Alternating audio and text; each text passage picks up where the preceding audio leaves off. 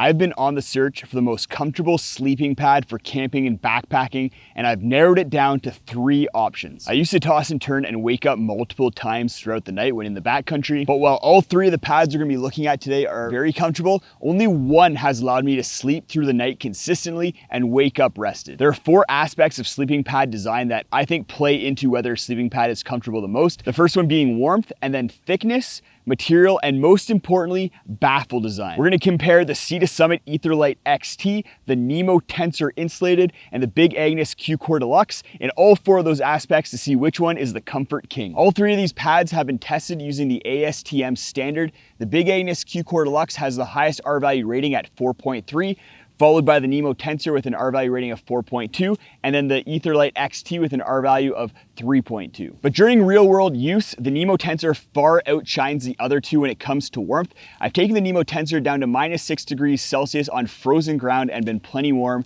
whereas with the other 2, if I take them out on frozen ground or the temperatures are getting to about freezing, then I'm gonna start getting cold. The reason for that big difference in real-world performance for warmth, even though the Q-Core Deluxe has a higher R-value than either of the other 2, is due to the insulation technologies that the 3 pads use. The Q-Core Deluxe and the Etherlite XT use synthetic insulation in order to provide their warmth, whereas the Nemo Tensor uses a reflective film that's suspended throughout the pad, which is a much more effective form of insulation. That synthetic insulation performs well in the lab when it's being tested using the ASTM standard, but once you get into real-world conditions and start taking into account additional variables and you're moving around on the pad, the reflective film just performs so much better. The Etherlite XT does have a warmer version called the Extreme, and I've taken that down to -20 degrees Celsius on snow, and I've been plenty warm, but it's quite a bit heavier and much bulkier. Pad thickness is going to be a very important factor for some people and then completely irrelevant for other people. For me, at 180 pounds with my frame and being a side sleeper, I find anything over 3 inches to be completely fine for a sleeping pad in order to not bottom out and hit the ground with my shoulder or hip. All 3 of these pads are over 3 inches, with the Nemo Tensor just making the cut at 3 inches. The Sea to Summit Etherlite XT is the thickest at 4 inches, and then the Big Agnes Q-Core is kind of interesting. It's 3 inches in the middle and then has side baffles that are 4.25 inches. If you're heavier or have had issues in the past with bottoming out and hitting the ground while sleeping on a sleeping pad, then the thicker Etherlite XT may be the way to go. At first, I did think that the raised side baffles of the Q-Core Deluxe were a gimmick, but they do help keep you centered and more comfortable overall. Should they be the deciding factor when choosing between these 3 sleeping pads?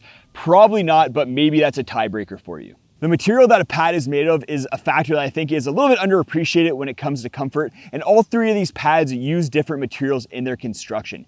The Etherlite XT has the least comfortable material.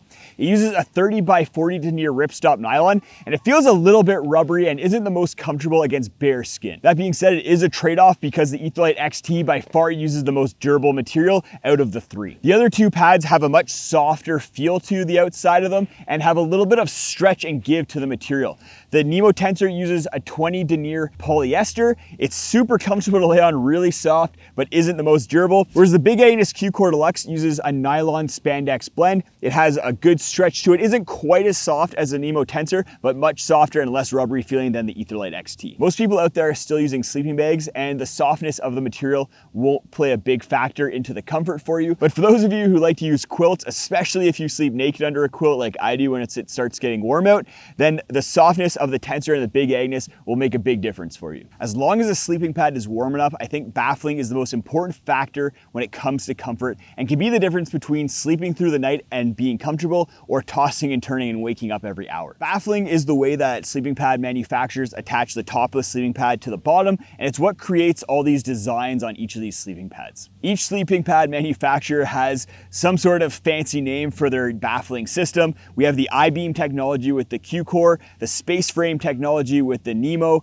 and then the air sprung technology with the Sea to Summit Etherlite XT. The key to why all 3 of these sleeping pads are the most comfortable out there relative to all the other sleeping pads I've tested is the way the baffling system creates these raised areas and then dimples. These raised areas and dimples provide pressure relief for key areas like your shoulder and hips. That's compared to pads like the Thermarest X-Lite, which just has horizontal baffles, or X-Bed pads, which just have vertical baffles. But while all have great baffling systems, there is a difference in comfort between the three. The Nemo Tensor is the least comfortable due to having the least pronounced dimples. You can see how there's still a horizontal pattern to the baffling system here, which reduces comfort. The Q-Core Deluxe has more pronounced dimples, which increases comfort, and has a vertical pattern to the baffling system. And I find vertical baffles to be a little bit more comfortable than horizontal baffles. The Etherlite XT doesn't trend towards vertical or horizontal baffling and has very distinct and pronounced dimples. The Etherlite XT baffling system is phenomenal at relieving pressure points and providing support, and it has the best edge support out of all three of these sleeping pads. All three pads are 25 inches wide, which is I think the best width for being comfortable. You don't want to be dealing with those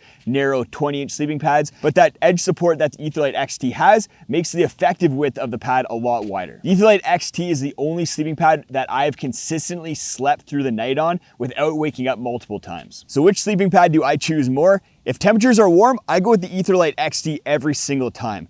But if temperatures are approaching or below freezing, then I have to go with the Nemo Tensor for that extra warmth. If you're interested in the best camp pillow in order to pair with your super comfortable sleeping pad, then go check out this video right up here. I compare a bunch of the top camp pillows out there, looking at a bunch of really popular ones that I think you should avoid, and then 4 that are the top picks for comfort.